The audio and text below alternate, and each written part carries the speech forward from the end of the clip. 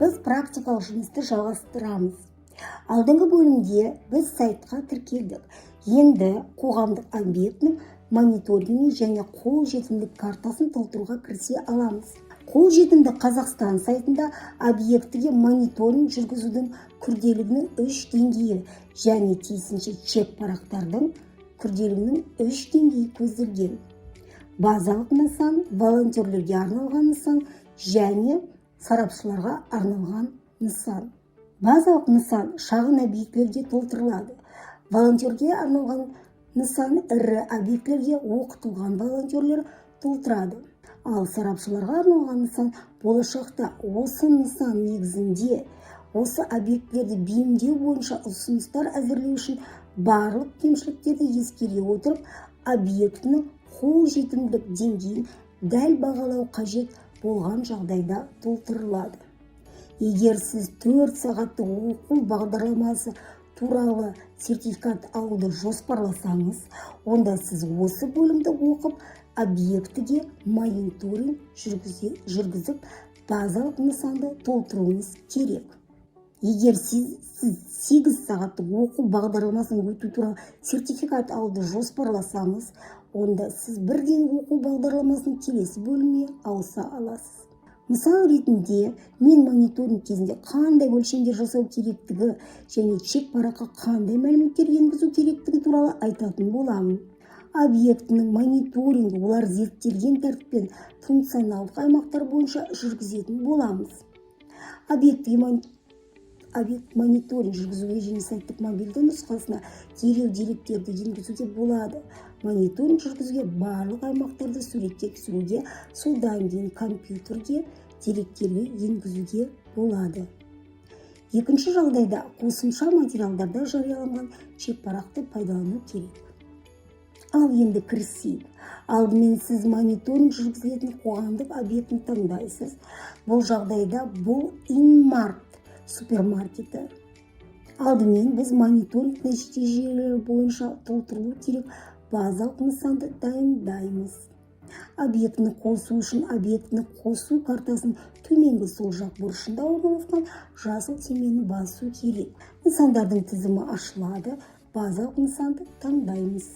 Объект туралы жалпы ақпаратты толтырамыз. Барлық нысандардағы объекттер туралы жалпы ақпаратты толтыру бірдей. Атау жолында Инмарт деп жазамыз.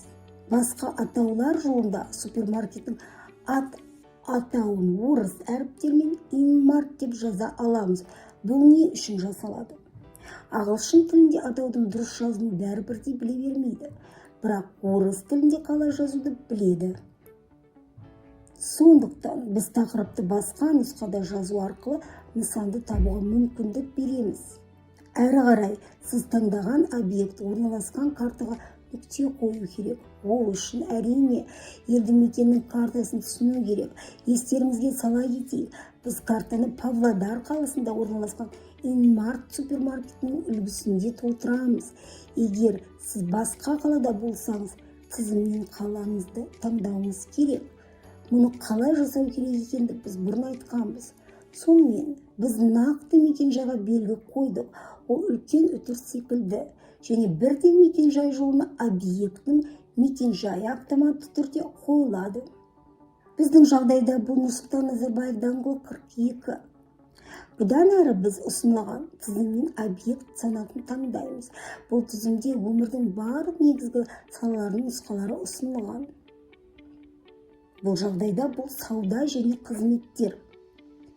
Объектінің санатын анықтағаннан кейін біз объектінің ішкі санатын таңдауымыз керек. Яғни қызмет сипатын дәлірек анықтауымыз керек. Бұндай бөлшек бөлу болашақта біздің ақпаратты пайдаланушылар үшін қажет.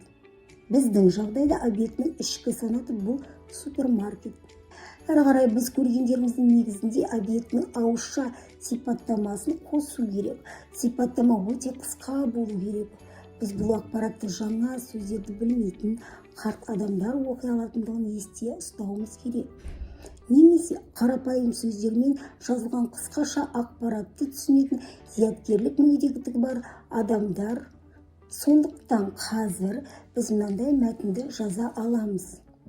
тұрақ жабдықталмаған, кіру алаңының биіктігі шамамен 5 см, алдыңғы кіреберіс есіктің табалдырығы биік, дүкен витриналар мен тауарларға толы, кресло арбамен жүру қиын. Келушілерге арналған дәретхана жоқ. Бірден барлық суреттерімізді тіркейміз. Біз объектіге жалпы ақпаратты толтырдық және қолжетімді сипаттамасына көшеміз. Автотұрақты сипаттаймыз. Біз жабдықталмаған тұрақ орындарының болуы деген бір сұраққа жауап беруіміз керек. Сұрақтың астында түсініктеме бар, яғни ол тұрақта кемінде бір орын нормативтері бойынша қалай болу керек екендігі жазылған. Оң жақта сіздің жауаптарыңыздың нұсқалары бар, белгісіз, қарастырылмаған, жоқ, иә. Біз ұсынылған жауаптардың бірін таңдауымыз керек. Автотұрақ жабдықталмағанын көреміз. Жол белгілері жоқ, белгілеулер жоқ. Бұл жағдайда біз жоқ жауабын таңдаймыз. Осыдан кейін жүйенің өзі мүгедектігі бар адамдар үшін автотұрақтың қолжетімділігін бағалайды. Одан да көп жүйе мүгедектіктің әр санатындағы адамдар үшін автотұрақтың қолжетімділігін бағалайды. Автоматты түрде бағалайды. Автоматты аймақты бағалаудың астында қажет болған жағдайда пікіріңізді қалдыра алатын орын бар. Түсініктемені тек сайт модераторы ғана көреді. Біз кіреберіс тобы деп аталатын басқа аймаққа көшеміз. Мұнда көптеген сұрақтар бар. Чек парақтың әрбір сұрағына дәйекті түрде жауап береміз. Бірінші сұрақ кіреберіс жер деңгейінде. Біз иә деп жауап береміз. Өйткені баспалдақ, пандус жоқ, ыңғайлы сыртқы пандус сұрағына біз қарастырылмаған жауабын таңдаймыз. Өйткені бұл жағдайда пандус қажет емес, ол қарастырылмаған. Электр көтергіш сұрағына біз қарастырылмаған деп жауап береміз. Өйткені электр көтергіш пандус сияқты бұл жағдайда қажет емес, ол қарастырылмаған. Әрі қарай біз кіреберіс есіктің енін сипаттаймыз. Ол 90 см-ден артық болу керек. Я деп жауап береміз. Келесі сұрақ кіреберіс есіктің табалдырығының биіктігі туралы. Ол 14 мм-ден аспау керек. Мұнда біз жоқ жауабын таңдаймыз. Өйткені суретте біз биік табалдырықтың көріп отырмыз. Соңғы сұрақ қызметкерлерді шақыру теңесі, ол жоқ. Сондықтан біз жоқ жауабын таңдаймыз. Болды, біз кіреберіс тобын сипаттама бердік. Жүйе автоматты түрде аймақтың қолжетімділігін бағалады. Келесі аймақ объект бойынша қозғалыс жолдары. Дәліздің ені 1,5 метр кем емес деген сұраққа жоқ деп жауап береміз. Есіктердің ені 90 см кем емес деген сұраққа жауап беру үшін біз қарастырылмаған деп жауап береміз. Өйткені супермаркетте келушілерге арналған ішкі есіктер жоқ. Осыған сәйкес табалдырықтардың биіктігі туралы сұраққа қарастырылмаған деп жауап береміз. Есіктер, табалдырықтар жоқ, ішкі пандус қарастырылмаған, өйткені еден тегіс, биіктік айырмашылығы жоқ. Сондай-ақ лифт және электр көтергіш қарастырылмаған, өйткені супермаркет ғимараттың бірінші қабатында орналасқан. Осымен біз объект бойынша қозғалыс жолдарын сипаттадық. Жүйе аймақтың қолжетімділігіне автоматты түрде баға берді. Келесі аймақ қызмет көрсету аймағы. Мұнда біз тауарларды немесе қызметтерді сатып алу аймағында жиһаз бен жабдықтың орналасу ыңғайлылығын сипаттаймыз. Мысалы, үстел мен сөрелердің биіктігі, қарау залдарындағы жабдықталған орындардың болуы және тағы басқа. Біз витриналардың жоғарғы екенін көреміз. Адамдардың кейбірі жоғарғы сөрелерге жете алмайды, сондықтан жоқ жауабын таңдаймыз. Аймақ сипатталған жүйе автоматты түрде қолжетімділікке баға береді. Әрі қарай дәретхананы сипаттаймыз. Мұнда бір сұраққа жауап беру керек. Жабдықталған дәретхана. Дәретхананың екі жағында тұтқалар және қызметкерлерді шақыру теңесі бар ма?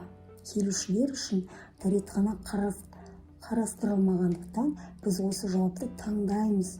Осымен біз дәретхананы сипаттадық. Бұл жағдайда жүйе қолжетімділікті бағалау кезінде бұл аймақты ескермейді. Өйткені дәретхана қарастырылмаған. Барлығы аймақ сипатталған. Келесі аймаққа көшеміз.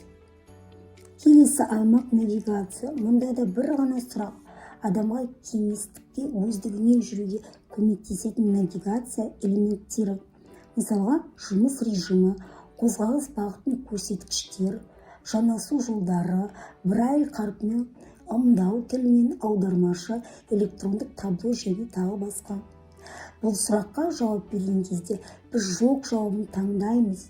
Өйткені супермаркетте жұмыс режимінен басқа навигация элементтері жоқ. Келесі аймаққа өтеміз. Қызметтің қолжетімділігін бағалау кезінде бізге тауарды сатып алу немесе қызмет қандай да бір кедергісіз өз бетінше алу мүмкіндігі деген бір сұраққа жауап беру қажет. Бұл жағдайда біз жоқ жауабын таңдаймыз. Мүгедектігі бар әрбір адам осы супермаркеттен тауар сатып ала алмайды. Кейбір жоғарғы сөреге жете алмайды. Кейбір ақпаратты оқи алмайды, ал біреулері ақпаратты ести алмайды. Келесі аймақ 7 жасқа дейінгі балалар үшін қызметтердің қолжетімділігі мен қауіпсіздігі. Мұнда біз қарастырылмаған жауабын таңдаймыз. Өйткені супермаркетте балалар алаңы жоқ. Бұл жағдайда жүйе аймақты бағаламайды. Осымен біз барлық шекпарақты толтырдық. Жіберу түймесін басу керек. Осыдан кейін жүйе сізге модератор тексергеннен кейін бір тәулік ішінде объектінің картада пайда болатындығы туралы хабарлама береді. Окей түймесін басасыз, сіз практикалық бөлімді аяқтадыңыз. Осыдан кейін байланыстар бетіне өту және өзіңіздің оқудан өткеніңіз, практикалық жұмысты орындағаныңыз және сертификатты күтетініңіз туралы хабарлама жазуыңыз керек. Құттықтаймыз, сіз барлық қосымша материалдарды жүктей аласыз. Оларды төменде орналасқан. Сәттілік.